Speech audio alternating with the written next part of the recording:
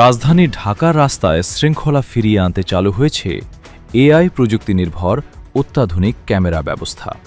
Traffic আইন অমান্য, যেখানে সেখানে গাড়ি দাঁড় করানো এবং অতিরিক্ত গতিতে গাড়ি চালানোর মতো অনিয়ম ঠেকাতে এই উদ্যোগ নিয়েছে ঢাকা ট্রাফিক বিভাগ। ইতোমধ্যে Bangla motor, hotel intercontinental, Sonargaon মোড়, কাউরান বাজার ও বিজয় সরণি সহ গুরুত্বপূর্ণ এলাকায় এসব ক্যামেরা বসানো হয়েছে। সংশ্লিষ্ট কর্মকর্তারা জানান, কেউ সিগন্যাল অমান্য করলে বা নির্ধারিত স্থানের বাইরে গাড়ি থামালে এআই ক্যামেরা স্বয়ংক্রিয়ভাবে গাড়ির নাম্বার প্লেট শনাক্ত করে ছবি সংরক্ষণ করবে।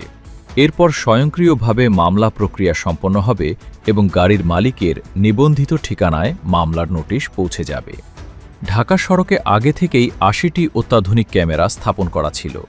নতুন করে আরও ২০টি ক্যামেরা যুক্ত হওয়ায় নজরদারি ব্যবস্থা আরও শক্তিশালী হয়েছে বলে জানিয়েছে ট্রাফিক বিভাগ। বিশেষজ্ঞরা মনে করছেন, প্রযুক্তি নির্ভর এই ব্যবস্থা চালু হলে চালকদের মধ্যে আইন মেনে চলার প্রবণতা বাড়বে। একই সঙ্গে কমবে সিগন্যাল অমান্য করা, অবৈধ পার্কিং এবং বেপরোয়া গতিতে গাড়ি চালানোর ঘটনা। ঢাকা ট্রাফিক বিভাগের আশা, এআই ক্যামেরার কার্যকর ব্যবহার রাজধানীর যানজট ও সড়কের বিশৃঙ্খলা কমাতে গুরুত্বপূর্ণ ভূমিকা রাখবে।